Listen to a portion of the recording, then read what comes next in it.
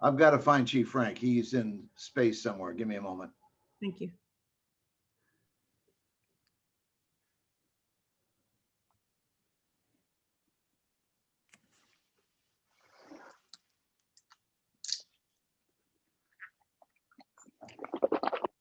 To members of the public who are joining, welcome. We'll get started shortly. The board secretary is admitting everyone from the wait room. It'll just take a moment for us to admit everyone and begin the meeting promptly at 9:30. Welcome to all who are joining our meeting this morning.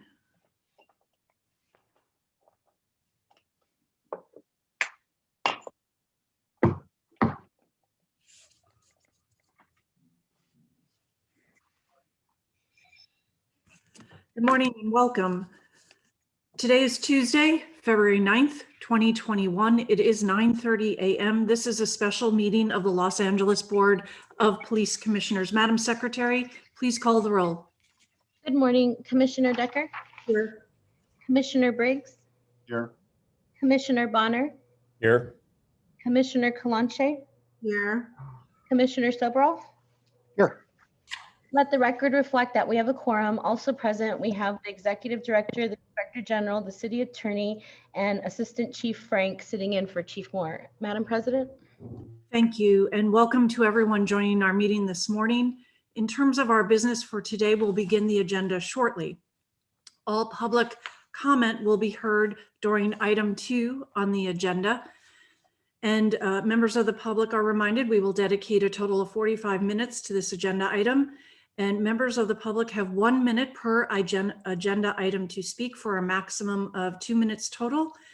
And at the request of the speaker, they can be given 1 additional minute for general public comment for a maximum of 3 minutes total. Members of the public are reminded that they can participate in this meeting in any one of a number of ways, which are all outlined on our agenda. And they include calling in to specific phone numbers, during which time members of the public can listen to the meeting but not participate. Members of the public can also submit written public comment in advance of any meeting to the email address policecommission@lapd.online. And if you have logged into this Zoom meeting today, of course, you can participate as well by raising your virtual hand, or if you've called into today's meeting on the Zoom number, you can participate in the meeting by pressing *9 if you wish to speak on an agenda item. Our first matter on the agenda is the Chief's report, and as our secretary indicated, Chief Frank is representing Chief Moore for at least a portion of today's meeting while Chief Moore attends a funeral service. Chief Frank, the floor is yours, sir. Good morning, commissioners, and good morning to all the members of the public. As the Commissioner Decker has indicated, I am sitting in for Chief Moore, who is attending the funeral services for the late Tom LaBonge. So I'll go ahead and get started. So with regards to the COVID update, I'd like to provide that update. As of February 5th, we have, in terms of positives, we have a total of 2,582 positives, and that is up 22 from the last report given by the Chief of Police, which was on February 2nd. We have 286 employees who are at home due to COVID, and this is compared to 576 that were noted by the Chief of Police on his last report on 2/20 on February 2nd. So certainly a drop, and we're very happy in that regard. We've got 2,315 employees who have returned to work since testing positive for COVID. And then that is compared to 2,069 at the time that the chief gave his last report. This said, the department is under the chief's, this department under the chief's leadership remains steadfast in taking all reasonable and necessary efforts to curb the spread of this deadly disease, and certainly to do what we need to do in terms of protecting not just our workforce, but also our families and members of the public out there. Moving on to the second issue, the second item for the chief's report, I'm going to go into significant events. Obviously, again, the chief is attending the funeral services for Tom LaBonge. The chief on February 8th, yesterday he did attend the Latino Community Stakeholders Public Safety Update. And we're happy to announce that yesterday the department launched the Alternatives to Dispatch project, which is one that's being co-chaired, which is one that's actually being headed up by our mental evaluation unit. And this is where our mental evaluation unit does a co-response with the department, with our patrol units. And this initiative just began yesterday. In essence, what we did was that it modified the system-wide mental evaluation assessment response teams, which we all commonly know as SMART. It modified their response model from that of being a secondary responder to a co-responder. They are now being dispatched to mental illness calls that meet a specific criteria, as noted in the Chief of Police notice, which came out several weeks ago. Based on those specific criteria, they're going to respond at the same time that our patrol officers do respond. This, since the SMART unit is composed of a sworn LAPD officer and an LA County DMH clinician, patrol will remain the primary unit, with SMART serving as a supporting element. And one of the benefits of this offers us is that it allows us to begin that de-escalation process as quickly as possible. So that's one of the good things that we're very proud of. Also, on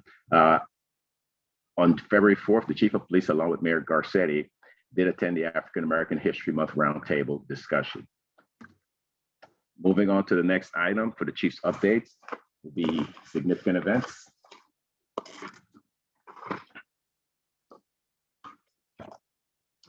Unfortunately, this past weekend was a very tough one for us. We had over this past weekend, we had 3 traffic collisions that ended up, 2 of them in fatal, 3 traffic collisions as a result of pursuits that ended up with 2 fatalities in one case, and in another case where the individual was seriously injured. That person remains in critical condition. To give the commission a brief on these 3 incidents, the first one,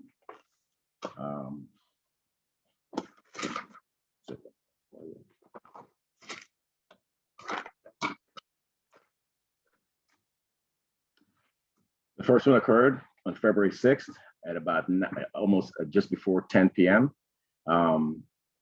MSIT units responded to the end of a traffic pursuit collision in Hollywood. Hollywood officers were in pursuit of a DUI driver when the suspect's vehicle collided with several other vehicles. The second one, the parties in that collision sustained serious injuries and was transported to a local hospital by Los Angeles Fire Department.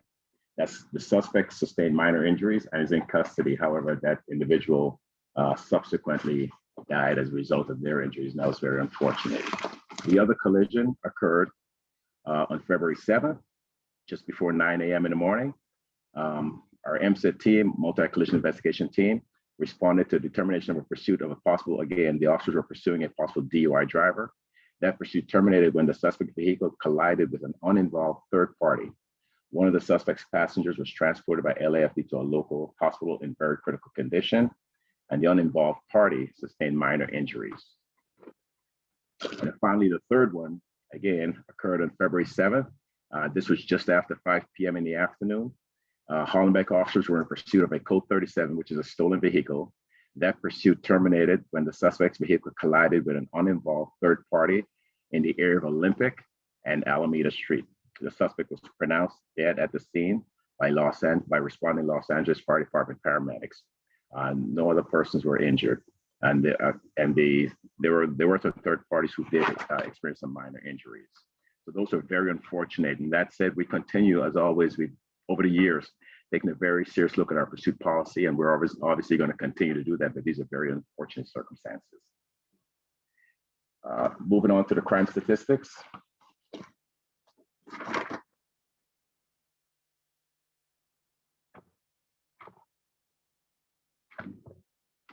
Okay, with regards to crime statistics, for this past week, we had 11 homicides, and this is for the week ending February 6th. We had 11 homicides versus the same week of last year when we only had 4. Year to date, we've got 50 homicides compared to last year when we had 31. When we year to date, we have 192 shooting victims versus, again, the same period last year when we only had 70. And as the numbers have indicated, we're certainly increasing in both of the categories of year-to-date shooting victims and homicide victims. Citywide, violent crime is up 0.7%, which is plus 18 more violent crimes that we have compared to the same time last year. Property crimes, as expected, As the chief has been reporting for the past several weeks, we are down in property crimes in every category of property crimes. The only area in property crimes that we are up is that of stolen vehicles. And that concludes my report at this point. I'm sorry, the last area would be that of personal strength, which I would like to share with you at this point.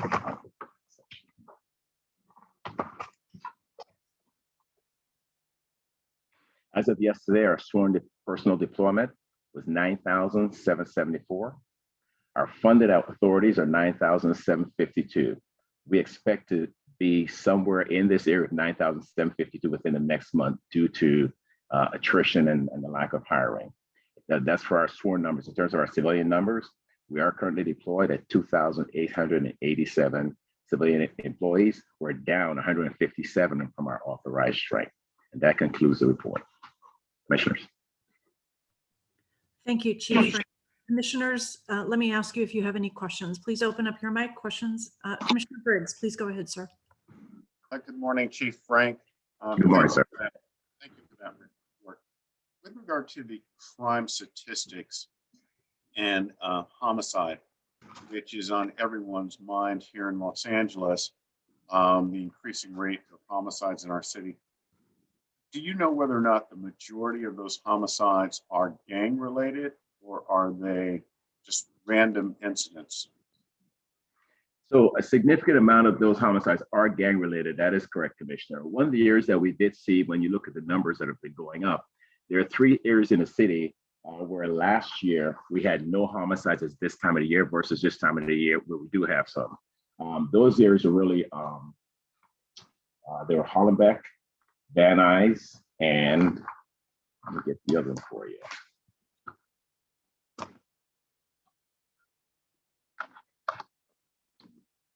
Yes, those 3 areas in the city, there were Hollenbeck, Van Nuys, and Mission. This time last year, we had 0 homicides in those 3 areas. However, in Hollenbeck this year, we've got 8 of them, most of them gang related. Van Nuys, we've got 3 of them and 2 in Mission.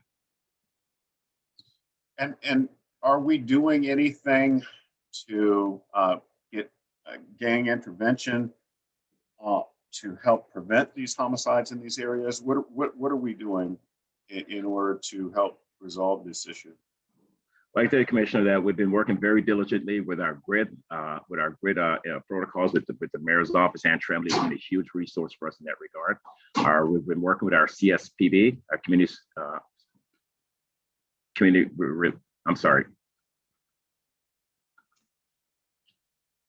Community Safety Partnership Bureau?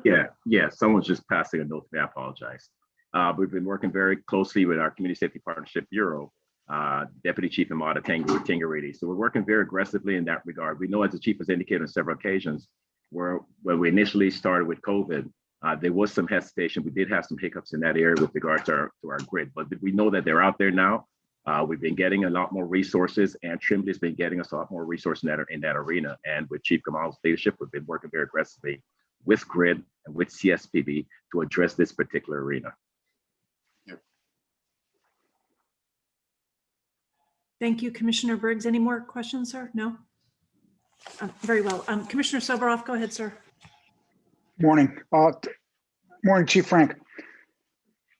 Chief, what are in other cities that are having similar experiences? Is there communications between associations of chiefs or associations of command officers to see if the characteristics are different or similar, or the causes may be similar? And is that at all helpful to us, or are we're not an anomaly, but we're different in many ways? Well, you're absolutely right, Commissioner. We're not an anomaly when you look at the crime trends. And yes, we are in very close communication with the other major city chiefs. Almost on a weekly basis. I know Chief Moore engages in meetings with Police Executive Research Forum, PERF, and with the other major city chiefs association chiefs regarding this particular issue. And what we're seeing in New York is exactly what what we're seeing in Los Angeles is what they're also seeing in places like New York, Chicago, Philadelphia, some of the other major cities. New York, I remember when crime really started right after COVID, New York actually was ahead of us. They started seeing that increase before we started seeing it later on. But yes, what we're saying is no different. But again, our discussions, our communications with the other major city chiefs certainly helps us in regards to the kind of strategies that we need to be employing. We're certainly on the right track in terms of the strategies that we're employing because they're attempting to do certain same things. And in many cases, they're looking to some of the things that we're doing and they're trying to accept some of those best practices. But at the same time, we're also doing the same thing. So to answer your question, Commissioner, yes, we're in close communication with them, constantly assessing these issues, and we're not alone in this. Why? It's maybe a strange question. What's going on with the gangs where gang on gang violence is 2 times, 3 times as much as it was before? What are internal things that are going on that may be going on in New York and Chicago and here and Florida and Houston? There can't be this. It's not the same variables. The variables must be changing to have the results changing so dramatically between the gangs. Well, Commissioner, I think there are quite a few things, right? One of the areas that we found, one of the areas that we found certainly here in Los Angeles was the fact that earlier on in COVID, when and I know the chief has talked about this quite a bit earlier on in COVID, when a lot of folks were home, people were home, a lot of our great resources were not initially out there. People just were just getting agitated. And once they started getting out, a lot of these gang feuds began. The resources were not initially there, but then we finally started catching up. But again, those feuds continued. But again, that's not different really than what they're seeing in other places. I mean, some of the reasons may be different. They may have their own little innuendos, innocuities, but by and large, the same issues that we're seeing here in Los Angeles are the same that they're seeing in other places. What we cannot allow to have happen, though, is where we start looking at those and start overreacting. It's important that we do continue to engage in grit, that we continue to use those best practices that have gotten us those reductions in the past, and we just stick to it. And again, those grid workers out there, those youth counselors out there, we have to stick with that. We have to stick with our youth diversion programs, because part of this also is that whole issue of prevention, to make sure that we have resources available to at-risk youths, at-risk individuals that we can offer them to steer them away from going down those bad paths. Good, thank you. Thank you, Chief. Thank you, Commissioner Soboroff. Commissioner Kalanche, please go ahead. Thank you. Kind of along those lines, I mean, just in my neighborhood, I've had 3 homicides like in the last few months. I had one Sunday, unfortunately, of a young man. I mean, to your question, Commissioner Soboroff, I think there's a lot of different issues. Obviously, there's not enough resources to engage young people, and there's no employment opportunities at this point for some of those young people. And there's, how do young people, some people make money? It's, drugs. So the drug issue is creating a lot of the shootings and homicides. One of the things that's kind of been bugging me is the money that was diverted from the department. And City Council still hasn't spent the majority of those funds. And the last time it tried spending it, they spent it on, they basically were going to spend it on tree trimming and some sidewalk repair. And I think there's been a lot of calls for more investment in the peacemakers, and there's a lot of nonprofits that are doing the work right now that need more support, that need to engage. So I'm wondering, as a commission, and I defer to you, Commissioner Decker, if there's a way that we can send a letter to Public Safety Committee or City Council requesting that those funds be invested in those areas that are seeing the highest amount of crime. There's folks, I mean, obviously, so there wouldn't be a conflict. My organization wouldn't receive any of those funds, just to put it out there and be clear. But there's a lot of organizations in South LA that are making do with the little money that they have. And I think it's wise to invest in these young people at this point, and that money hasn't been spent and it's sitting there. And I think that law enforcement would be supportive, the officers on the ground would be supportive of investing those resources into young people and to try to mitigate the issues that are happening right now with the shootings, the increase in shootings and homicides. But that money's sitting there. So it's basically, it's a disservice to the community that we've removed it from the LAPD budget, but it's just sitting there. So I'm wondering if there's something that we can do as a commission to So- request. Oh, sorry, I didn't mean to cut you off, Commissioner Kalanche, I apologize. No worries. What I would recommend, and I'd ask the city attorney for procedurally, whether I would be proceeding correctly. On February 23rd, we're going to be hearing more detailed presentations from the department and community groups on the uptick in crime. And I would think if we were going to vote on a matter, we would have to have it agendized.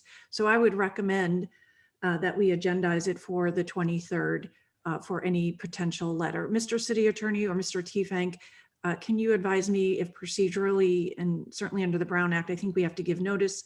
So I want to be sure that I'm doing this procedurally correctly. Is that right? Good morning. Yes, you cannot take any action today. Whatever action you want to take, you're correct. You would need to put it over and put it on the agenda. So I would suggest, Commissioner Kalanche, since we'll be hearing those presentations on the 23rd, and I recognize you did not know about that. We've been organizing them. It takes a while to organize presentations. We'll have that agendized for the 23rd, and we can bring it up at that time for a vote. Okay, ma'am? That would be great. Thank you. Appreciate that. Very good. Anything further, Commissioner? No. Okay, Thank you. Commissioner Bonner, sir, go ahead. Thank you very much. Just two quick ones. The first one relative to the alternative response initiative. Can you just remind me again? I believe that's still a pilot program. Is that correct? So Commissioner, that's actually that the alternative response, there are a couple of things going on there. So first we have the 911 response, which is the contract that we have with Didi Hirsch. That is a pilot, but again, that has not gone into effect yet because we're still waiting on that contract to be signed. We're hoping to have that contract signed this week before Didi Hirsch. In fact, last week they had begun the work, and once we realized that the contract had not been signed, they had to cease the work. So hopefully we should get that contract signed this week, and then that will be the pilot. It will be a 1 year. With regards to the one that I just mentioned, the core response by SMART and patrol officers, that is ongoing. That is full blown. We're moving on with that approach, Commissioner. Okay. Is that is the one you announced or you referenced today? Is that sketched out in any place relative? You know that anything in writing that you can send over or that I can see to understand a little more detail what the scope is? Yes, Commissioner, that's actually in the Office of the Chief of Police notice dated January 14th, and I'd be happy to get a copy of that over to you. That did go through this commission, but I'll be happy to get a hard copy to you. Okay, no, so no, that's fine. I have it then, as long as I know which where to look. It's dated January 14th of 2021, sir. Appreciate it. Thank you. And then relative to the crime statistics and trends on yesterday's crime briefing, there was a comment, I believe, from Chief Kamala, who was noting some indication of increased activity at some hotels and just some pedestrian activity. Wasn't clear to me, one, whether that was relative to just downtown or citywide, but if you know that, I'd appreciate a comment on that. But the other broader question is that I think the point was that the increased activity was believed to be resulting from some easing of the COVID restrictions. And question is, as we get through, the spring and into the summer, if the national plan, is working and there's easing of some restrictions with vaccines and other things taking place, we've, for the past year, the general conversation has been about crime overall being down during the COVID era, with the exception of shootings in particular. So the question is, if we're seeing some early signs now of increased activity on the streets, and if we would expect that to be one result of progress on the COVID front, what, if any, conversation is being had relative to preparing for or expecting some potential increase in these other areas of crime? So, Commissioner, I think you're absolutely right. Chief Kamala did indicate yesterday that one of the areas that we're seeing in terms of robberies being up was in the downtown central area. And that chief believed that was attributed to the fact that you have a lot more hotels are opening up, a lot more businesses are getting open. So we're seeing the robberies going up. And that is certainly an area that we're very concerned about. And but what that does allow us to do is to start the conversation and to start getting plans in place for when the economy does begin to open back up. You're correct. Last year, we did see significant reductions in a lot of these areas in property crime. And a lot of it was because businesses were closed and you had all these restrictions. The one area that we saw the increases was in vehicle thefts.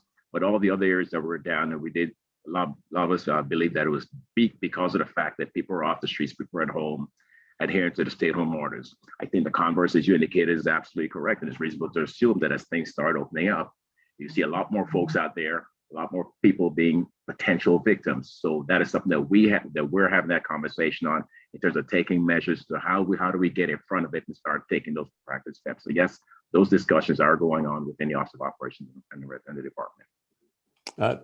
So it's in OO, that's who I would follow up with? Yes, sir. All right, excellent. Thank you very much. Thank you. Thank you, Commissioner Bonner. Thank you very much, Commissioners. Thank you, Chief Frank. Madam Secretary, that concludes that matter on our agenda. We will now move to agenda item 2, public comment. Please open the line for 45 minutes, please. Okay, our first speaker is Baba Keeley, followed by Son of the Beach. Good morning, members. My name's Keeley. I'm with Black Lives Matters LA, and I'd like to speak on the Chief's report and public comment. Hello? Okay, 2 minutes. The first, this overemphasis on gangs. You keep referring to them, but you never prove it. If it's violence, it's violence. And stop this, this notion around gang violence. Prove it if you're going to keep saying it. That's the first thing. The second thing I want to talk about is the police and their overemphasis on use of force and escalation. Last Tuesday, this police force, in an effort to confront a minor situation after a Black Lives Matters rally and protest, came out in full force and abused and tried to intimidate people who were leaving the rally, and wound up confronting and arresting people for no reason. There was no effort made at de-escalation. There was no effort made at stepping back. There was no effort made at trying to resolve the matter. All you kept doing was looking to use your use of force to control and suppress, which is what you all always do. This is the reason why we don't trust the police. And as you see the spike in crimes, one of the things that we have been talking about, and this underscores the reason for the divest, invest, and defund the police, is the more resources you put in the community, the safer it becomes, not the reverse. And you talk about that, but you never do it. The $150 million that was reallocated but not used is still sitting there, and it needs to go to investing in jobs and housing, not just put back in the police budget. You don't make us safe, we make us safe.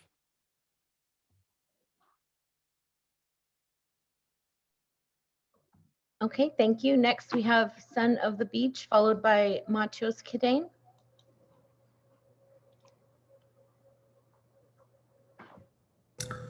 Hello, what item would you like to speak on? 1, 2, 3, 4, 5. Thank you, Madam Secretary. Okay, 3 minutes. Thank you. Finally, you are here, Frank. Los Angeles Times, December 15, 2020.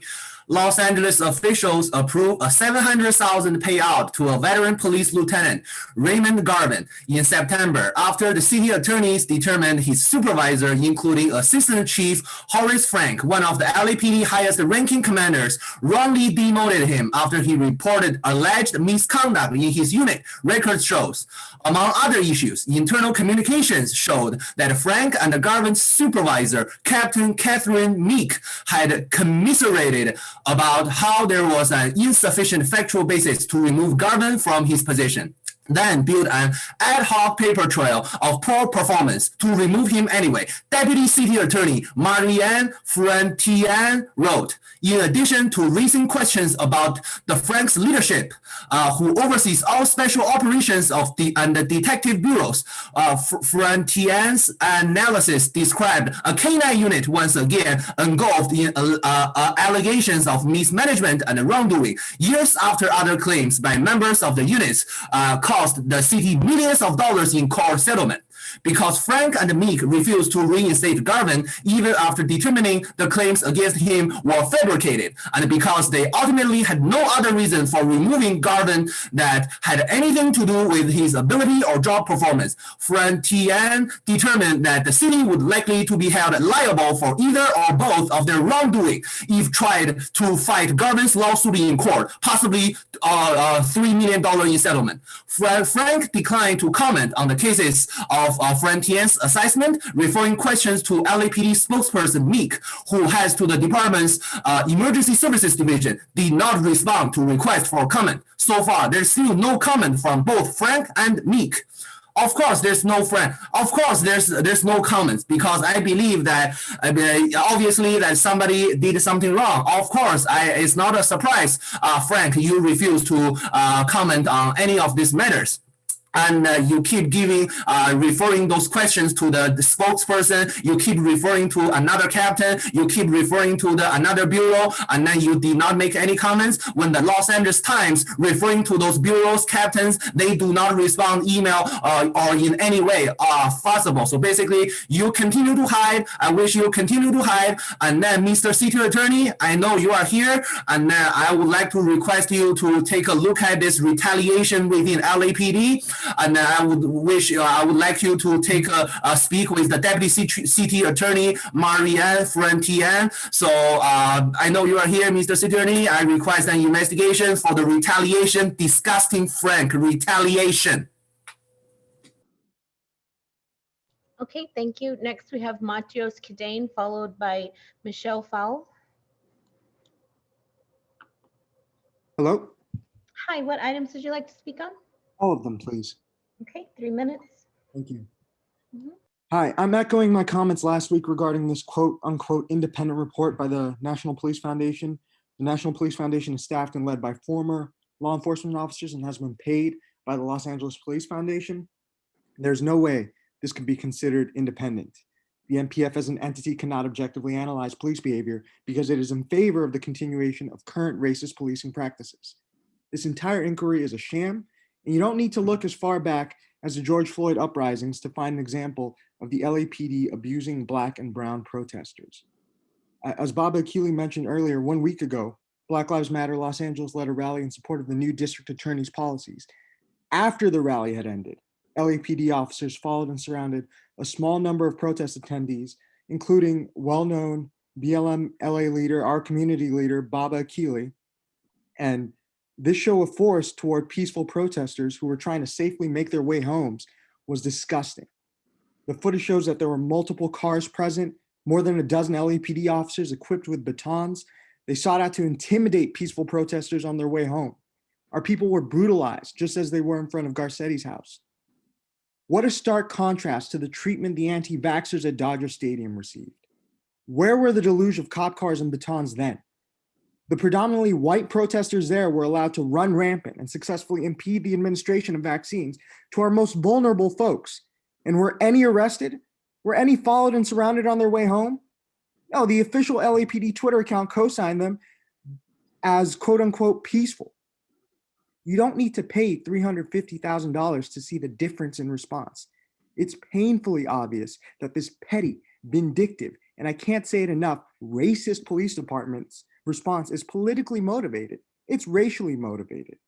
Where was the de-escalation practiced with the anti-vax protesters? And why does this commission continue to ignore the clear racial motivation in the brutalization of protesters?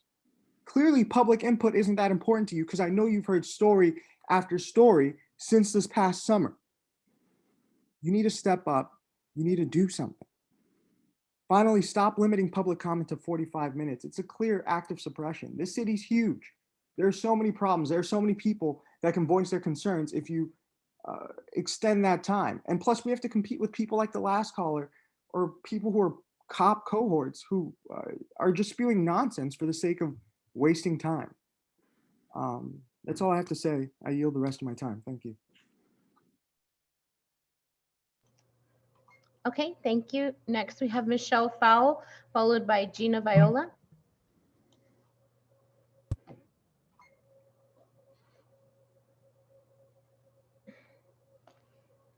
Michelle, you're on.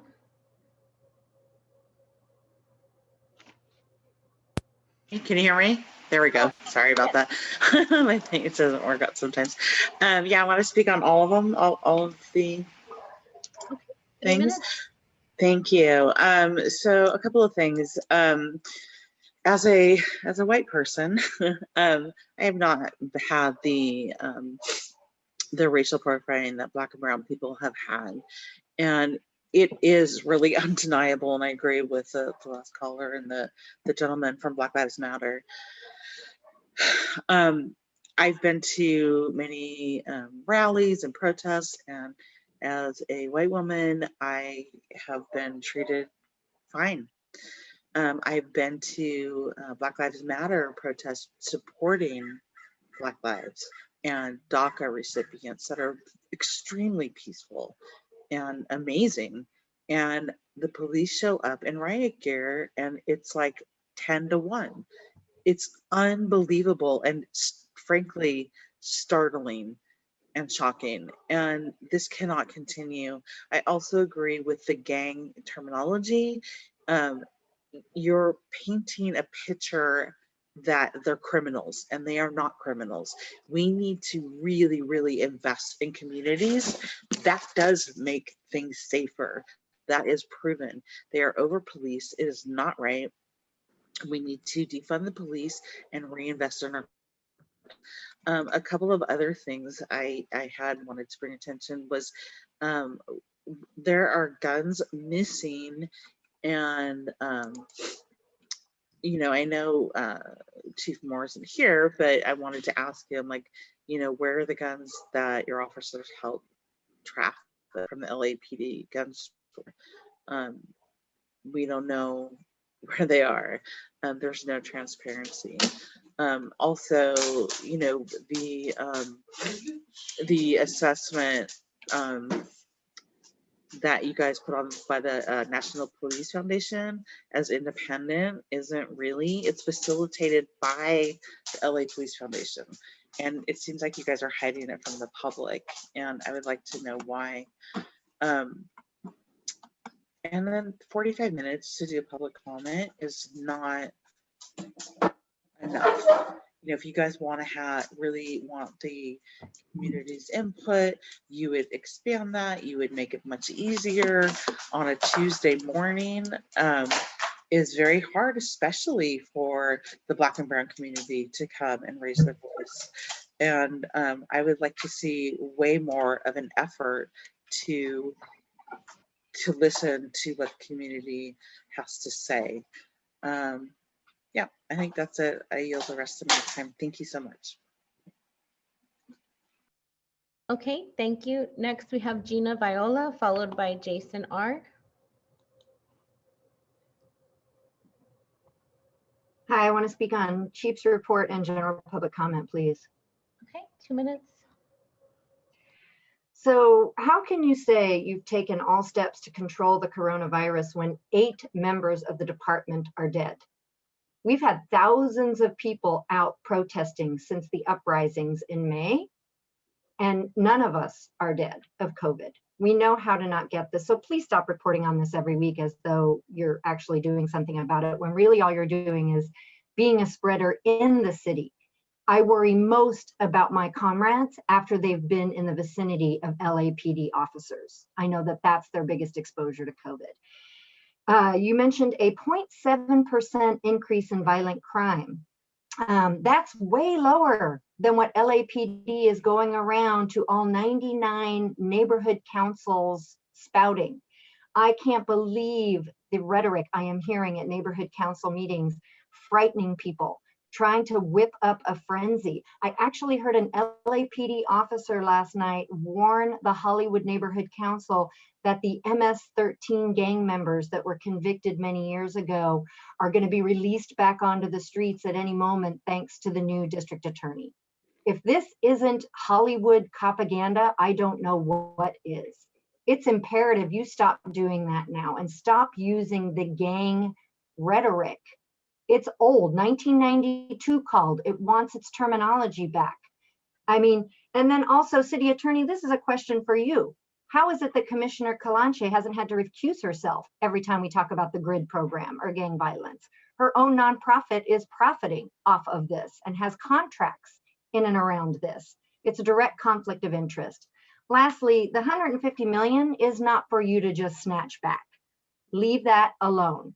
I'd like to yield the rest of my time to Dr. Abdullah, who's on the line. She better get called today. That's all I got to say. Okay, thank you. Next, we have Jason R., followed by James.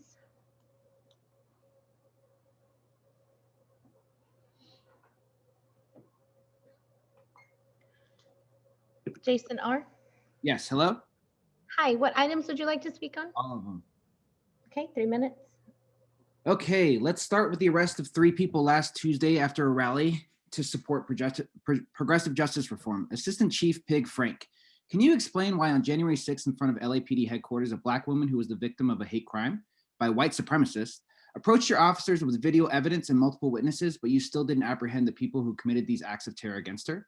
In fact, you released that ask for help from the public a few days later to track them down.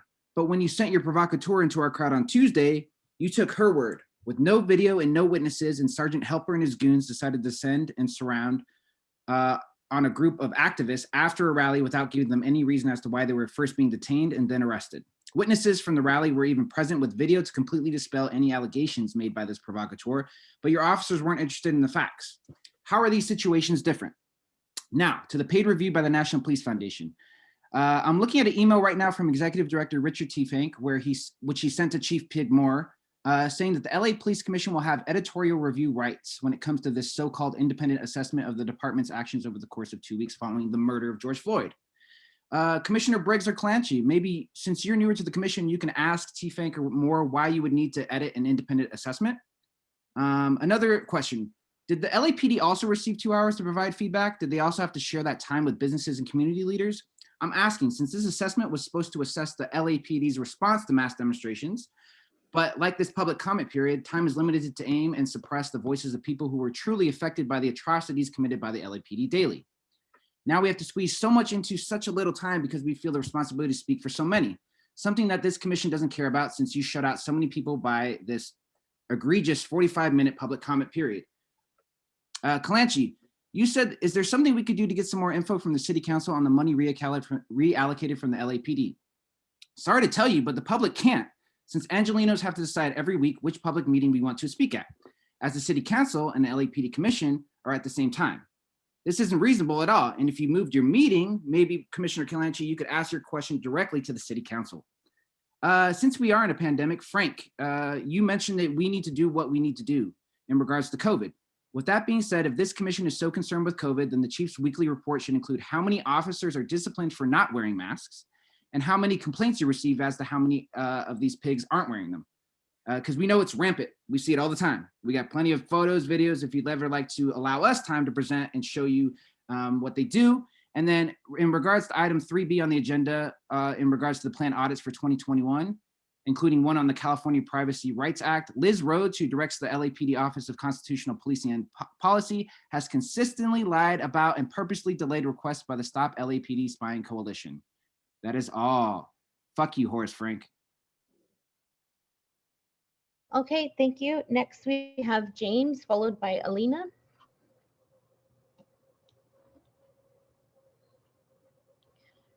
Hi, can you hear me? Hi, yes. What items would you like to speak on? All items, please. Okay, 3 minutes. Hi, commissioners. Thank you for your time today. I'm a lifelong resident of Los Angeles, and I just wanted to call in to express my discontent, echoing the cries by the previous callers with the assessment by the National Police Foundation. I think you should immediately end MPF's involvement in this assessment and seek a more effective organization for this role. I mean, I think an independent audit of LAPD's actions is needed and a good idea. And obviously there's huge problems going on. So I think we can all agree that some sort of investigation, internal investigation is required. But I just really like to point out that if you go to the MPF website under their own publicly listed corporate sponsors, they receive donations from Axon, the company that develops weapons for law enforcement, Elucid, the company that uses ad tracking and digital surveillance technology for law enforcement, Mark 43, a company that provides digital cloud infrastructure and analytics for law enforcement, ShotSpotter, a company that offers surveillance algorithms and hardware for law enforcement, and SpiderTech, a company whose platform is, quote, specifically designed to help law enforcement agencies improve public perception, decrease liability, and boost staff efficiency. I really don't think there's any way any reasonable person could believe that this is an independent assessor, right? Like, this is extremely darkly comedic, the level of conflict of interest here. And I'm not as knowledgeable as some of the other commenters, and I think everybody's saying some really great things. The level of corruption here is rampant, and I think we really need to take a better look at this. So I echo the sentiments, and I implore you to stop this blatantly corrupt assessment. I yield my time.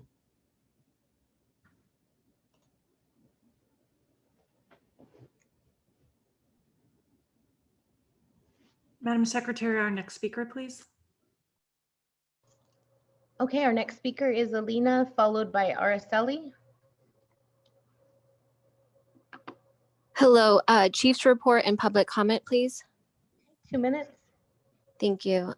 Just calling to just let you know that just as Angelinos, we are scared, you know, when we see these numbers, they speak for themselves. The shootings going up and the homicides going up. And a lot of us, we live in like safer type neighborhoods. I can only imagine, you know, living in South LA. And a lot of them probably can't even call in, you know? So we're just speaking on behalf of all Angelinos that we want safety first. I think it's good to have outreach programs like Commissioner Calanche was saying. It's good she doesn't want to do her program because that would be a conflict of interest. But, you know, the problem with that too is, you know, we have a local pastor who brings these neighborhood kids to play basketball at the park. And, you know, they hear gunshots and they hit the ground and then they got to go home. So you got to have safety first. You got to get that in order. The drugs and the gangs and the sex trafficking of children. We need all of those units fully funded. Please don't cut those funds, especially with the sex trafficking. I mean, hearing those stories and just, it's awful. I mean, we have to protect our kids. Like, that's the number one. And speaking of kids too, just in school, you know, I think they should teach them to respect cops instead of hating them. That could help too, to maybe have more cadet training going on. And just, again, what is the commissioner's plan to reduce crime and the fear of crime? So many people are fleeing California and Los Angeles in particular. And I know there's a lot of reasons for that, but I think one of them really is because of our safety, that it's getting worse. And just, can you I don't know if you commissioners can communicate with City Hall to let them know that the residents, we want more police, not less. And thank you. Okay, thank you. Next, we have Araceli, followed by Zach Sherwin. Hello? Hi, what items would you like to speak on? I want all of them, please. Okay, 3 minutes. Okay, good morning, Chief and Commissioners. I would like to first thank the commissioners for finally inviting victim advocacy groups and Save Victims to the meeting 2 weeks ago. Hopefully, inclusion of victims' voice in the meetings will occur much more often. I would like to point out that many of those speakers, people of color, by the way, collectively stated there has been a fake characterization of law enforcement and increased law enforcement is needed to combating sex trafficking. They also appreciated the use of both surveillance and vehicle stops by law enforcement, and stated they were effective tools in greatly combating trafficking. So moving on. Note last week, commissioners and fake woke callers didn't mention Black History Month. Although Groundhog Day was last week, it seems like it occurs every week since there was a pattern of crimes continuing to skyrocket in the city, and the commissioners are doing nothing about it. You'd rather allow these minstrel show callers dictate what recommendations you make on behalf of law enforcement instead of listening to the actual members of the community. For months, all I hear is people calling in saying they are not people of color, using their privilege to support people of color, while in the process acting like our masters by telling us people of color what's best for us. Stop infantilizing people of color. Stop trying to whip us into submission, trying to convince us and the commissioners that our name is Toby instead of Kunta Kinte because your privilege allows us to tell you what's good for us. Gang members are criminals. Stop lying to yourselves. Why don't you try waiting at the bus stop for the 210 without police protection at the corner of Florence and Crenshaw after a long evening shift ends at McDonald's? Do you know how many people have been jacked by gang members at that arc or that corner? Do you know how many unreported crimes occur just at that corner because people are afraid of the power you commissioners have allowed the gang members to possess? You can't even begin to grasp the fear of working class citizens feel every single day and don't care to learn about their fears and realities. Instead, you continue to act like elites and think you're so virtuous by trying to pretend you have the best interest of the community in mind.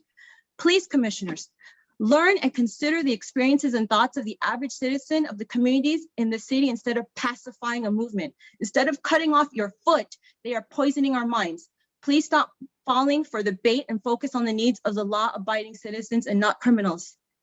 And by the way, no one is spying on you race hustlers buying a triple shot, half soy, half almond, vanilla powder, 12-pump caramel venti latte. Commissioners, please stop placating self-important people who think the world revolves around them.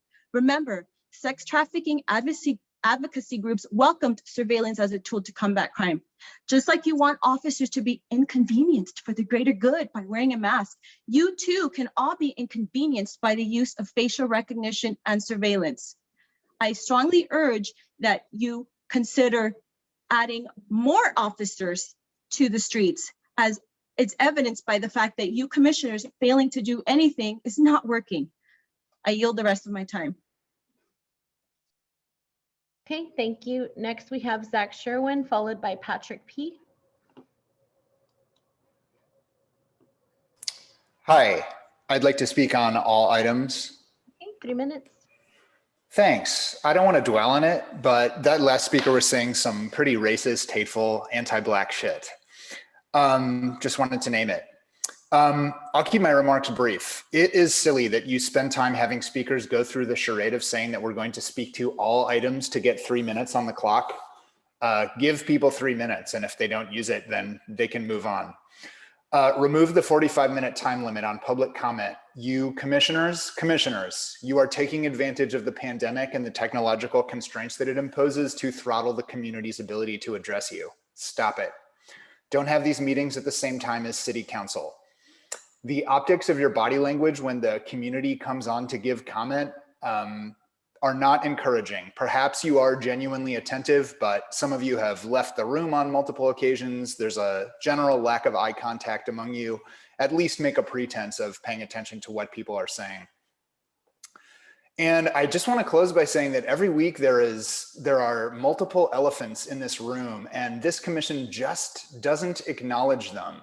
And then when community members do call out your silence, you get defensive and tell us you can't comment. Forgive us for thinking that perhaps the police oversight board, that is the citizens' voice, might be able to even utter a syllable, say, pertaining to the killing of 2 citizens by the police, as was reported on last week. I yield my time. Okay, thank you. Next, we have Patrick P, followed by Jane Doe. Hi there, I'd like to speak on item 3A and public comment. Okay, 2 minutes. Thank you. Regarding item 3A, I just wanted to let the board know to please go ahead and approve the transfer of Howard Sommers to, Hovig Gamboudian. He is a very good community member, supports LAPD in all of his actions, and he would be the right one. Hopefully there's no red tape getting this thing through so he could be up in operation to get the cars off of the street that are bringing down the quality of life. What I'd also like to say is the rise in crime is not because of COVID solely. These criminals, are emboldened. We do have criminals coming out of the jails because of our recent district attorney. That is fact. The gang violence is up. Victims shot is up 91.7% as far as gang-related shootings. As far as gang-related crime, homicide is up 91.7%. Attacks on police officers are up 100%. This commission is making policy to police the police and not worrying about the people that live here in Los Angeles and our safety. So please be mindful when you're making policy and not policing the police. We need to make our streets safer. And back on my thing about Kalanche, every time she speaks, it's about money, money, money to go in her pocket.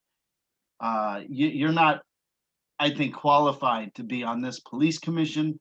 I think we should find out what the qualifications are for all the commissioners. Why are you serving on this board? What are your qualifications? And let's start with Kalanche, because she's. Okay, thank you. Next, we have Jane Doe, followed by Josh Nadell.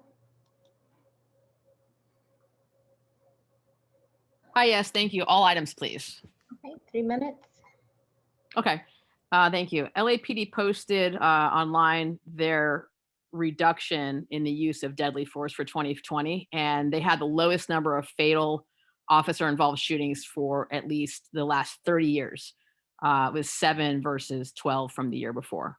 So just want to put that out there. And like, in what world do these people live in, Baba, Keely, and the others, to try to now, is this the new like bullshit that they're going to be spinning? Is that it's not the gangs that are committing the crimes in these neighborhoods? Of course it's the gangs. They account for the majority of the crimes. And, it's not only gang on gang. There's not just dirtbags killing each other. They're killing innocent people. They're terrorizing people, brown and black, poor people that live in these minority communities. And it's disgusting. And nobody cares about those, minorities. They want to call everything racist. It's racist to not care about those brown and black people.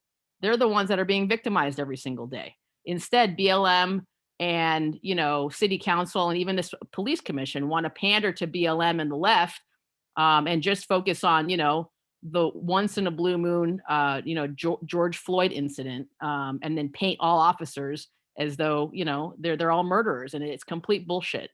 You guys are actually doing a disservice to the citizens to buy into that, that whole movement. And the circus who are complaining about the public comment period, I don't have all effing day to sit on this meeting. I don't know about the rest of you. Some of us actually have jobs, so I think 45 minutes is totally appropriate. And last week, actually, one of our friends got dropped. She was announced that she was going to speak, and then she got dropped. So if that becomes a habit, we will make a complaint to the City Ethics Commission. Just want to put that out there. And the assessment is bullshit to begin with. I mean, officers had urine, bottles, rocks, and other objects thrown at them. They were totally mobbed and attacked. If anything, BLM should be criminally prosecuted for the violence that they incited and committed against the officers. What about the officers? And to the lady who was complaining about, officers coming out in full force for these protests. Hell yeah, they should come out in full force. Look at what's happened in the past. Businesses were getting, looted and broken into and, destroyed. So anyway, thank you, Commissioner Briggs. You seem to be, you're a voice of reason now, I believe, on this commission. And it's refreshing to have you ask the right questions about crime. And Kalanch, you should be embarrassed to your fellow commissioner, board members to constantly be sniffing around for money. It's ridiculous now. Thank you very much. Okay, thank you. Next, we have Josh Nadell, followed by Steve Rogers. Hi, yeah, can you hear me? Hi, yes. What items would you like to speak on? I'll be speaking to all the items. Thank you. Minute. Yeah, so the first one I'll be speaking to is the audit plan. I am a CPA candidate, and I find the audit plan that you guys have to be quite lacking. First off, you need to have external auditors come in to do an audit. Internal auditors are great and they can provide a lot of value, but external auditors are what, the gold standard that we use for corporations to determine if what management is doing is fair and complete, if proper transparency was involved. If you have internal people who get to report to the people that they're reporting on, you don't get that same kind of level of transparency. I would hope that you guys hire some external auditors. Additionally, there should be an audit committee. The audit division should not be reporting to you, again, because they should be reporting about you. They need to be reporting to a separate group of people that's also appointed like you, an audit commission, that's their whole job and task, to make sure that the job that you guys are doing is being properly done. Additionally, there is no audit being done for anything involving IT on here. Why aren't we looking into the IT services and they're being provided to make sure that there's actually a compelling reason for LAPD to have their own IT services and not to have it all folded into the city? It is kind of an unusual setup for an individual department to have their own IT. Normally, most large institutions would have their own unless there's some sort of compelling reason to have it set up that way. And the only way that we could ascertain that is really to come in and do it as an audit. Some of the things that I would also be interested in seeing in the crime statistics would be what percentage of people are getting convicted of these crimes.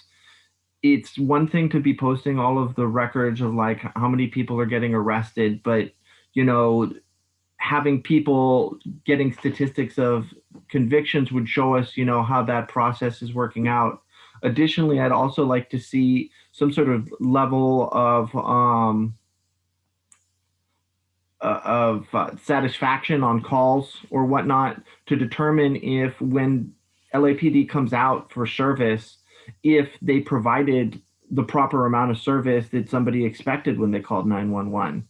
I think that you should look into setting up some sort of post 911 call follow-up where the people who use 911 can input, the results of how they experienced their call. It would be very important for us so that we could better determine who and how our 911 calls are being done. Thank you so much for your time. I look forward to speaking with you guys next month with some CISs my NC will be filing. Thank you. Okay, thank you. Next, we have Steve Rogers, followed by SB.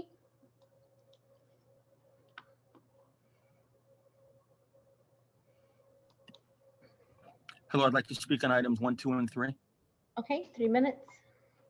The last caller had an excellent suggestion. There should be quality service surveys. Whether it's a 911 caller, there should be a call back and ask about how the call was handled, the response time, the professionalism or lack of professionalism of the officers. There should be quality assurance. This is something that's very common in the private sector, and it's something really that the public sector should be utilizing. The technology is there, utilize it, make the department more responsive. On that note, from what I'm seeing a wall on my computer screen, which is really symbolic, but I can't see the reactions of Frank, and I can't see the reactions of the police commissioners. To me, that's a very symbolic gesture where you really are trying to tune us out. There's no interaction, and I realize, and I know why there isn't, but maybe this system needs to have more interaction with our police commissioners who are supposed to be representatives of the public. And what I see here on a weekly basis from the chief's report is double talk, double standards, and a lack of responsiveness. LA City, if it's to go forward and survive and be a safe place and a place where the police are responsive, and I am pro-police and I believe in defending the police, and I believe in community policing and public safety is first, we might want to consider having an elected chief in order to get some kind of responsive organization. As the first caller in today's meeting mentioned, Frank just doesn't respond. And having knowledge of Frank, his reputation is that he's an arrogant, incompetent. I'm sorry, that's the truth. People don't like to hear the truth, but that's talk to people in the department and you'll find out. I also hear a lot of rhetoric about social and racial justice. They're distractions. Let's look at the crime reports. Who are making the crime reports as if it makes a difference. But if you want to do racial statistics, let's look at who the victims are and let's look at who the suspects are. Okay, let's just get the facts. We don't need Marxist nonsense from Black Lives Marxists telling us what their agenda is. If you want to see reality, go down to Broadway and 5th in downtown Los Angeles or Hill and 5th by the subway stop and stand there for an hour. Every one of you commissioners should be doing that. And Frank, take off your uniform and go down there and see what's going on. I know you know what's going on, but what's being done about it? Empower the police. There have to be consequences for the breaking of laws, and that's the problem. Thank you very much. God bless you all. Okay, thank you. Next, we have SB, followed by Kimberly Isaacs.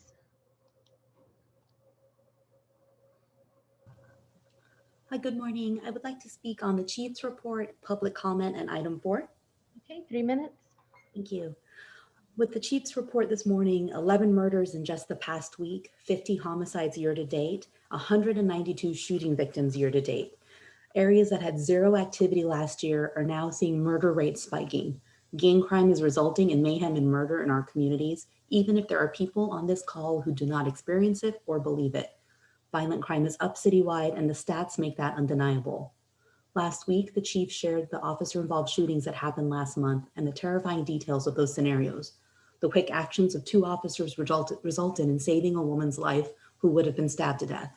These officers need to be commended for doing this difficult job. Commissioner Briggs asks what this department is doing to reduce violent crime. Commissioner Soboroff is asking what is happening with the gangs to cause this increase in murder. As community members, we are asking the same thing, and no one is speaking out against what is really happening. We have LA County District Attorney Gascon doing everything he can to stop gang enhancements from being included on the cases detectives are able to file with the DA's office. This creates a revolving door for violent criminals to get back out on the streets and continue terrorizing our communities. Just yesterday, a Superior Court judge issued a preliminary injunction to block Gascon's directives that benefit criminals, following a lawsuit other prosecutors brought against Gascon's efforts to violate state law.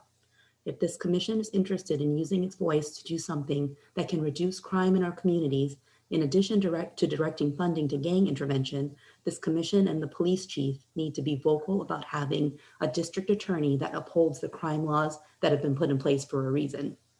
Every day, police officers arrest violent offenders. Every day, detectives file cases with the DA's office. And every day, the DA does everything he can to put criminals back out on the streets as fast as possible. I understand that we need to fix the system and we want more resources put in place to prevent crime. But community members on this call, use your energy to fix those systems first. Do the work of reaching at-risk youth and providing employment opportunities before you call for releasing criminals who you don't think are violent or you deny are gang members. We are seeing criminals that are considered nonviolent being released on this post-release community supervision program, PRCS, and then going out to commit exceedingly violent crimes. Just yesterday over the bridge in Long Beach, officers that were proactive and conducted a traffic stop on a vehicle without a license plate arrested an early release sex offender who was prostituting out a 15-year-old girl. In Los Angeles, officers are crucified for this type of proactive policing, but this type of action is what we need in our communities, and we need officers that can do the difficult job of keeping our community safe. Proactive policing is not racist. These attacks on the police department and the integrity of police officers only makes the job that much harder. Thank you. Thank you. And Madam Secretary, I believe we'll have just one more caller, please. Okay, and our final speaker is AJ Jackson. Oh no, I'm sorry, Kimberly Isaacs.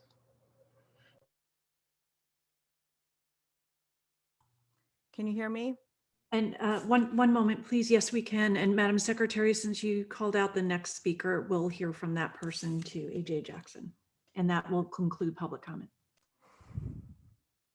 I would like to speak on all topics, please. Okay, 3 minutes.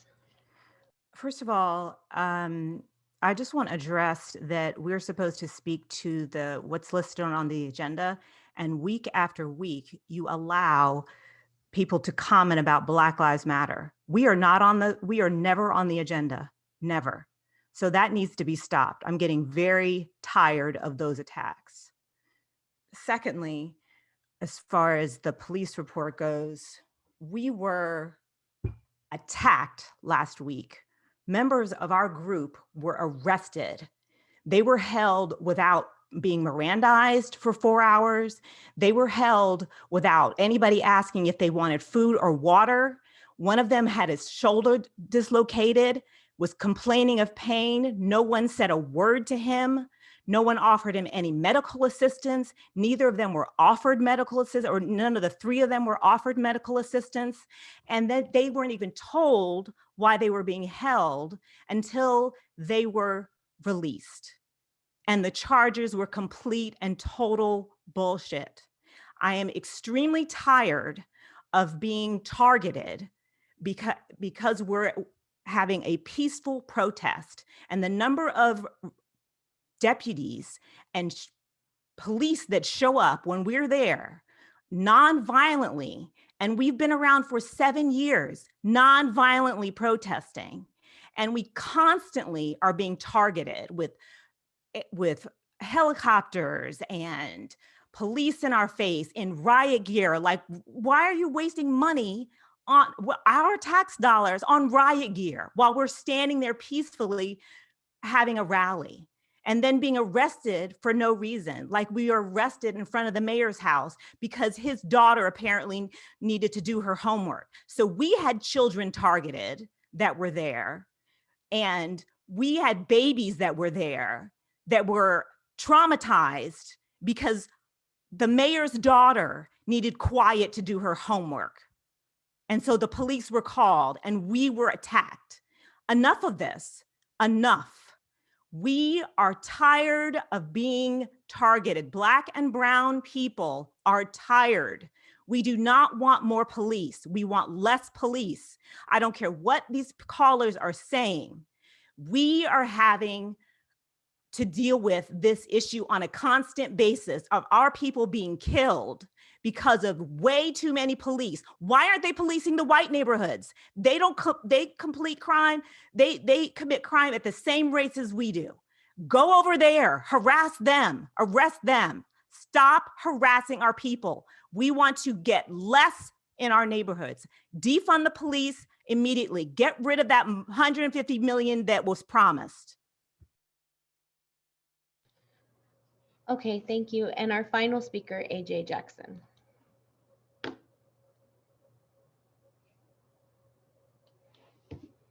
Hello, can you hear me? Hello? Yeah. Hello? All of them? Can I speak on all of them? 3 minutes. Okay, so I just want to start by saying Black Lives Matter, defund the police, and reimagine public safety. It's really horrible that you people on this commission allow these horrible pig lovers with their terrible fallacies and gaslighting language to try to speak about areas that they don't represent, organizations that they're not a part of, as well as issues they don't fully understand and don't fully or critically interact with. So I wish motherfuckers had the same energy to build the block as they did to make statements about Black people in marginalized communities with gaslighting terms such as gangs, criminals, etc. Y'all some dumb clowns. Self-important people who think the world revolves around them. Sounds like that caller was outing herself as an anti-Black clown without any critical experience to benefit LA. Some other caller intentionally mentioned loaded racial terms she clearly didn't understand regarding minstrel shows, slavery, and Kunta Kinte to advance her narrative for more funding for pigs who kill Black and brown people without remorse during Black History Month.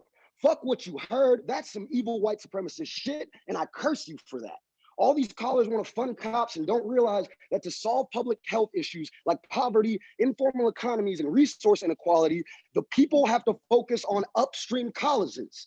What causes would be upstream in a capitalist society? Resources. Who gets 50% of LA city budget? Police. Yet these police don't solve or try to improve any of the above mentioned issues. Instead, they kill, traumatize, and brutalize Black people and people of color, just like they did last week at a peaceful protest conveniently after people had been dispersing.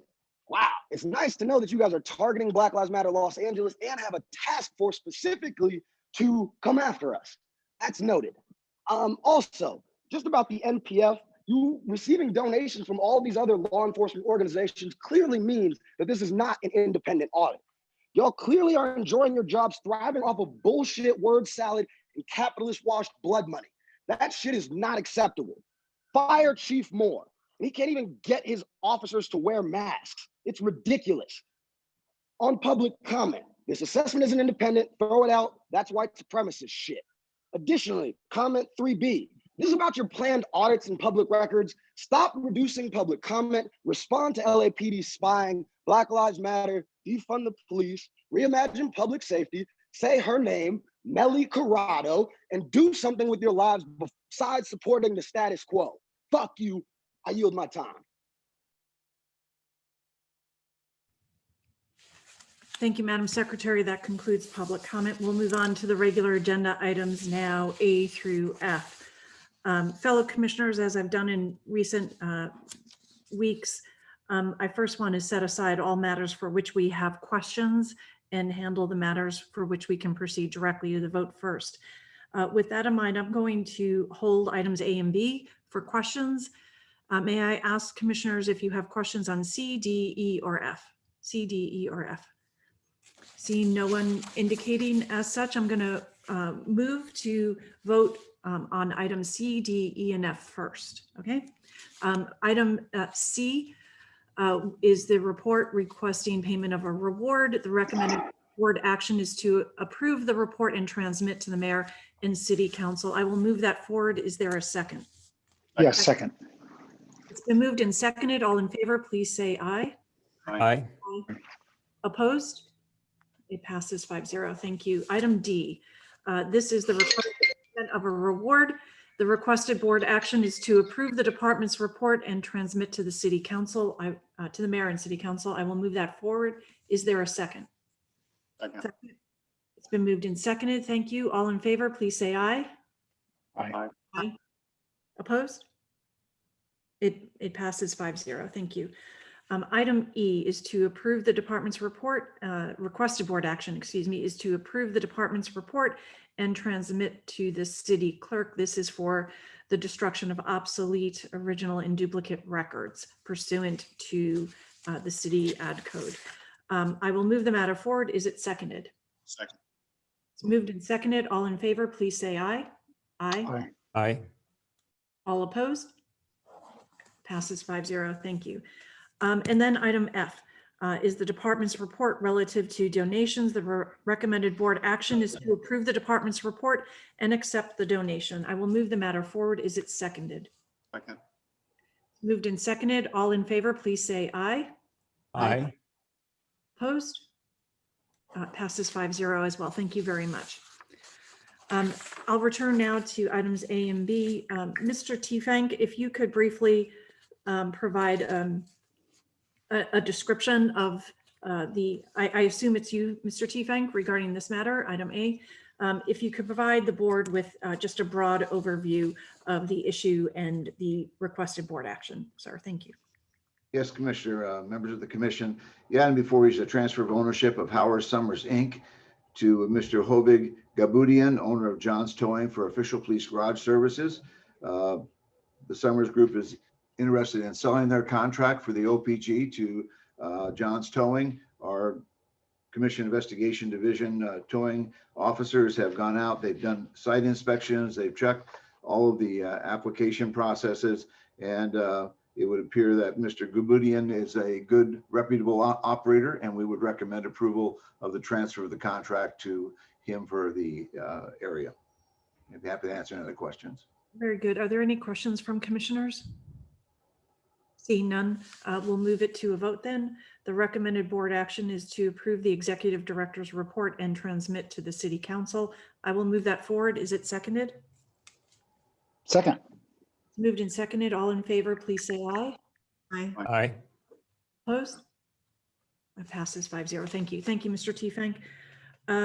And commissioners, on the annual audit plan, I'd like to ask Police Administrator 1, Unzicker, I believe it's stated, Trina Unzicker, to please come forward and to present that matter to us.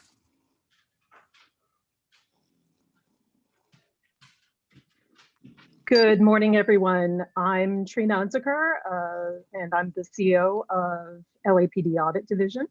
I'll be presenting our annual audit plan for 2021. Every year, the Audit Division drafts an annual audit plan that we submit for approval by the board through the Chief of Police.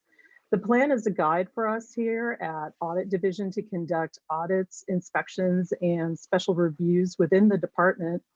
We've also included an updated Audit Division charter document. It's the last 3 pages of the report before you, where we describe our mission, scope of work, and reporting protocols.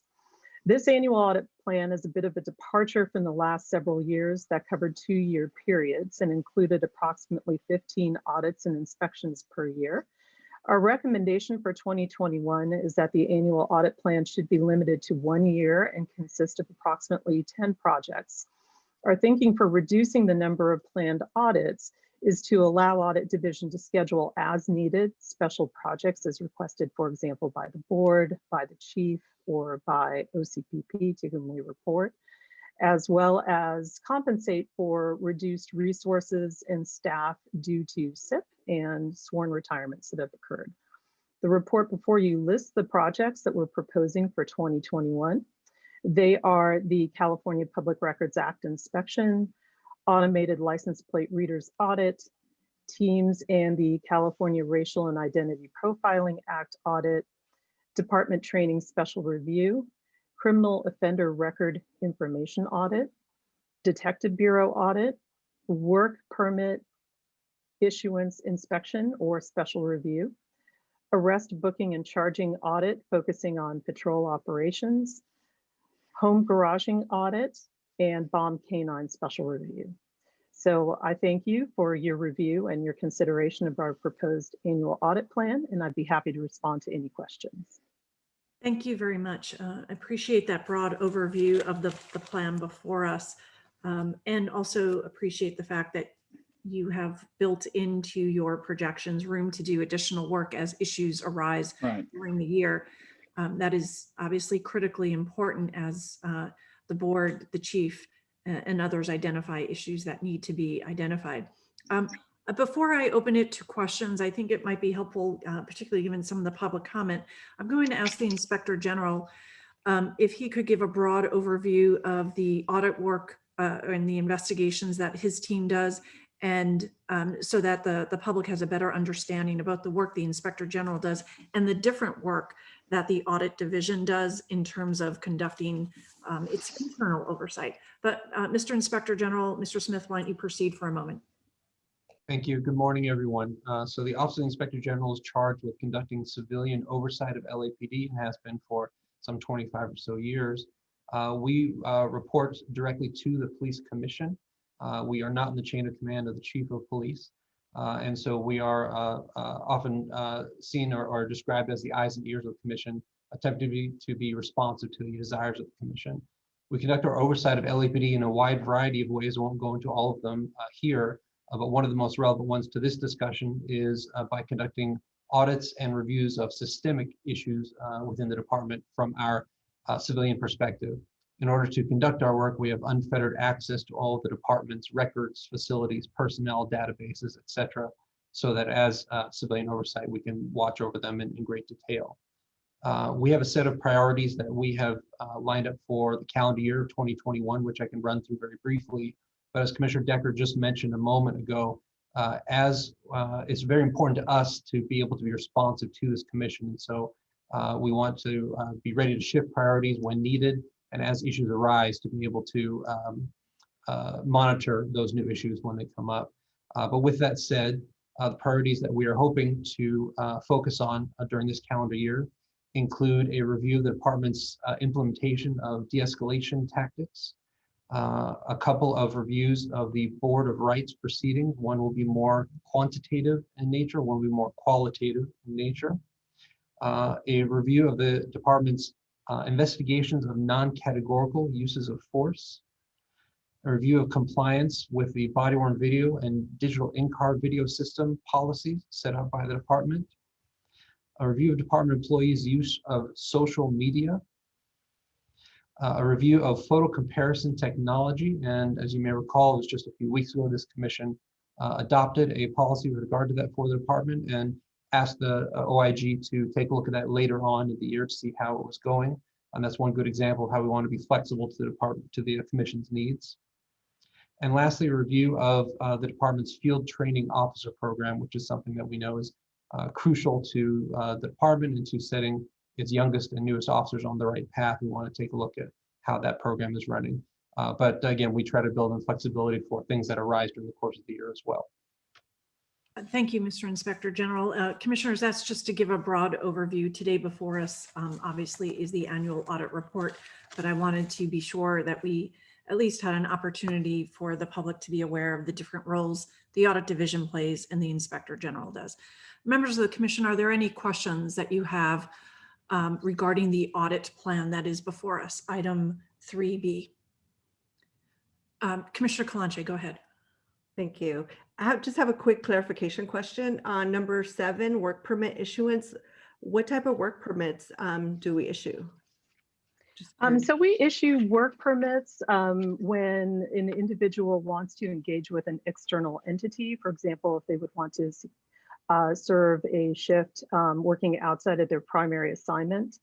And so some of the things we'd be taking a look at would be what kind of tracking systems the department currently has in place, whether each division has a work permit coordinator, what kind of follow-up is being done to make sure that officers are adhering to the rules within the permit, and maybe asking some questions around whether there are potential conflicts of interest, because in some cases these are auxiliary employers, and we want to be sure that we are adhering to all department policies and procedures. Got it. Okay, super important. Thank you. Thank you, Commissioner. Other commissioners, any questions? Commissioner Bonner, please go ahead, sir.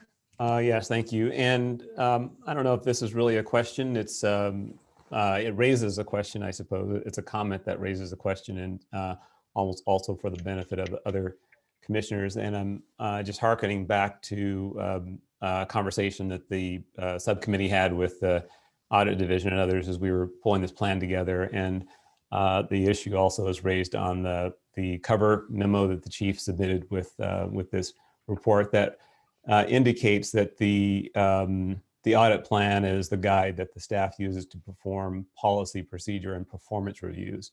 And it's that last item that I just wanted to comment on, because what we, I think, discovered in that conversation was that there's some question, at least in my mind, as to whether we really have a process and approach for performance reviews that are unrelated to risk management. You may recall that the conversation was, for example, could we have a review of the efficacy of community outreach and engagement, or the efficacy of certain training? And I believe Mr. Tiefenk advised that historically this program has been used for audits of things that relate to risk management. So where there's some potential exposure to the city owing to a failure in some, compliance with some policy or procedure. So when I saw the reference to the performance review on the transmittal memo, and then went through and the charter and so on, nothing else, the charter and others clearly reflects the explanation that was given, and that and the only reference I see to the performance review is the one I'm pointing out on the transmittal. And I'm just, again, emphasizing it because it raises what I perceive as a weakness in the structure. If it's, you know, accurate that that we don't have, short of any of the five of us trying to get in the middle of, of doing a performance review, I don't believe that the department or the commission has a formal structure for just looking at performance issues to look and see how a particular policy or program is being implemented. That's disconnected from some risk management issue or from some potential issue that the IG might be interested in. So again, I'm just referencing again what I believe to be a weak link in the structure, and I may overinterpret it. So Trina, if I'm misunderstanding and maybe you are doing some of this, let me know. But if not, I'm just emphasizing for the record that I think it's something that we should take a look at and consider going forward as to whether the mission of the audit division, you know, this charter or something should be adjusted in some way, or there's another way to get at some of these reviews that don't necessarily have a risk management element. Understood, Commissioner Bonner. Thank you for your comments. So one of the changes that we did make, or an update that we did make to the audit division charter, was to delineate the types of projects we do. And so on the last page, page 4 of the audit division charter, we did go into detail regarding the different types of projects we conduct, audit, inspection, and that last bullet, which is the special review / non-audit service, I think best captures what you're describing, which is to say that what we're doing is looking at not only a quantitative, which is what audit division has typically done, X's and O's, yes and no questions, but also a qualitative evaluation of departmental performance. And we also indicated that that review does not adhere to traditional audit sampling and methodology structure. So we're trying to make some room to answer important management questions timely. And then that might help inform us to be able to put together something that is more of a traditional audit or inspection. In addition to that, we've also indicated that meetings can be requested by either party as needed to talk about status updates regarding the annual audit plan. So our intention with audit division is to try to remain open to you as decision makers to come in from time to time, once every 6 to 8 weeks, check in with the executive committee and to ensure that our priorities are shared by the decision makers within the department. And so we can make some room for the types of projects that you described, Commissioner. Thank you. I appreciate that. And I hope operationally, I hope that is in fact the case. We'll certainly, and you know, you've got the plan together this year. I know there's also the question of how much capacity you have left in the system for any of these other special reviews. And so clearly what we don't want is just, whether it's me or anyone, simply periodically just saying, hey, let's look at this, look at that. I think what I'm going to be thinking about, and what I just urge my colleagues to consider as well, is again, should we give the first and primary call on resources, you know, in your situation, to things that have some risk management element, or should we, as a matter of policy or more likely practice, as a commission, just also try to reserve some capacity for what I'm referring to as performance reviews, which are things where we want to understand how management is handling certain things, how well certain things are being performed, but we're not really able to do the substantive review that would be required, but that may be something appropriate for the audit division. Understood. I mean, all of that is very difficult to predict a year in advance and try to lay out in the plan. So as you observed, we have built some flexibility into our plan, and we do plan to keep open communication to ensure that we review both risks and priorities, and we can balance that with assistance from the department. And just before, thank you, before I turn it over, let me just go ahead and just press a little bit for your understanding, make sure I'm understanding what I'm hearing. Is it, when you're referring to that special review and that final bullet point, are you indicating that that you do expect or do anticipate performing as a special review, potentially something that is more akin to a performance review may or may not have a risk management component to it. Are you indicating that you contemplate that to be within the charter that you presented today? I'm indicating that, yes, we are open to discussing what that would look like. We do want to provide accountability and transparency to the commission, to department management. That's our goal ultimately. And so whether that takes on a quantitative or a qualitative approach, we can have discussions here at Audit Division regarding how we can answer questions. We would be glad to come to the executive committee for clarification on priorities and risks. We can take that back here to the Audit Division, and we can figure out how we might be able to address the answers. If our shop would have challenges doing that because of capacity or because the subject matter experts are elsewhere, we'd be glad to point you in that direction. In addition to that, we'd be glad to serve as partners and sit down at the table and discuss how it can be done. Excellent. Appreciate that. Thank you very much. Thank you, Commissioner Bonner, and thanks for bringing that issue up that was previously discussed. Much appreciated. I saw Commissioner Briggs, I thought, had a question. Your mic is open. Go ahead, sir. Thank you, and thank you for that explanation, Commissioner Bonner. And so, Trina, picking up on that theme, I have a question that arises out of some of the public comments that we've had this morning. Specifically, at least a couple of callers discussed a possibility of a survey of the 911 calls and a determination of some sort of quality assurance, whether or not the public was satisfied. If the commission were to determine at some point in the future that this is the type of information that we want, is this something that would fall under the special review non-audit service? And we would have discussions with you as to how best proceed, again, if this is something that the commission were to consider doing going forward.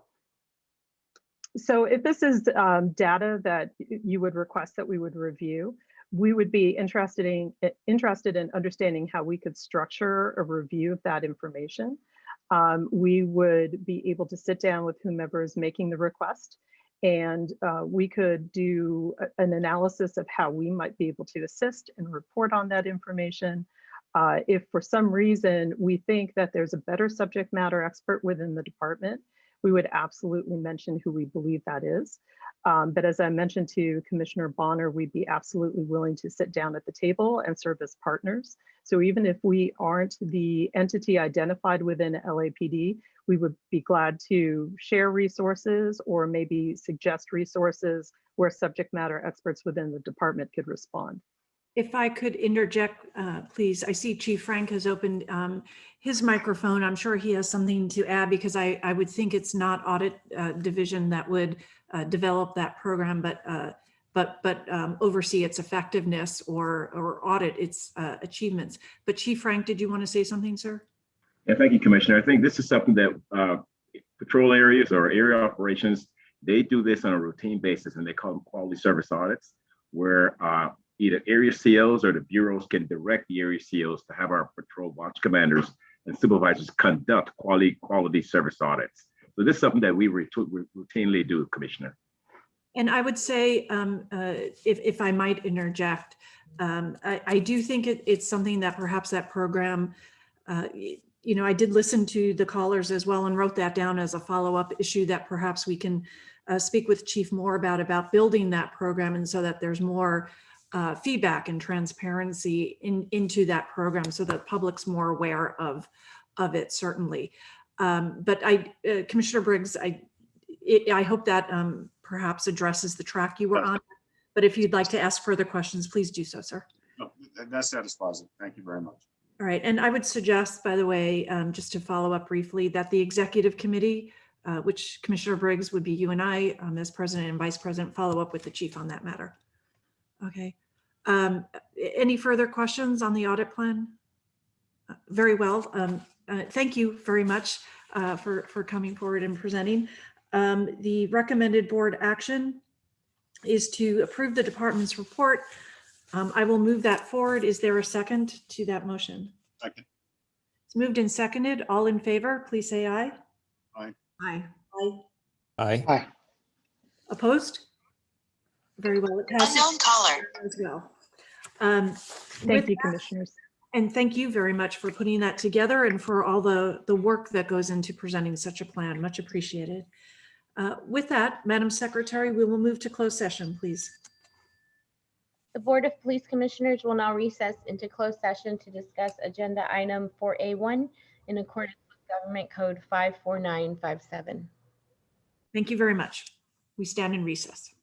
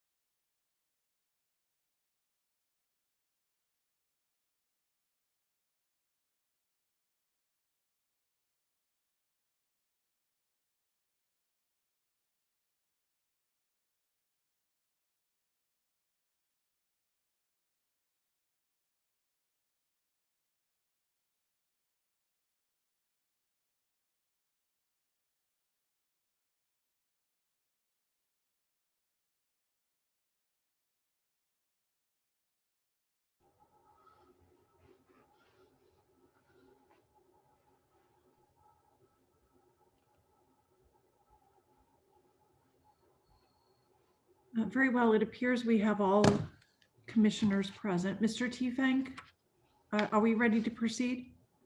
Yes, ma'am, we are. Great, very well. We have concluded our closed session. Mr. Tiefenk, could you please do a readout of the closed session matter? Commission has concluded its work in closed session as it relates to item 4A1, officer involved shooting 010-20. Commission's findings were unanimously adopted. The chief's recommendations, which were tactical debrief, 1 police officer 2, drawing and exhibiting in policy, no further action, 1 police officer 2, lethal use of force in policy, no further action, 1 police officer 2. That concludes the closed session report out. Thank you very much, Mr. Tiefenk. And in closing today, I'd like to just say a few brief words in honor of former council member Tom Labange, who served on the city council from 2001 to 2015. But he worked in and about City Hall and the city of Los Angeles for many, many years, having been a special assistant to Mayor Reardon and a chief deputy to former city council president John Ferraro.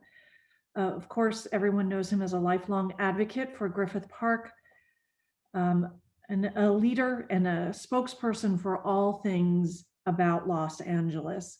He was a historian of this city, but I think what I will remember most fondly of him is how he responded to young people who came through the hallways of City Hall, how he talked to them about this city, about his love and passion for this city, and how he made them feel like an important part of the city of Los Angeles. I think his presence and his spirit will forever be missed. And with that, I'd like to close out our session today and make a motion to adjourn in his honor. Is there a second to that motion? Second. It's been moved and seconded and third. All in favor, please say aye. Aye. Thank you. Aye. Opposed? Very well. We stand in recess until our next meeting. Thank you all very much. Thank you. Thank you. Thank you. Bye-bye.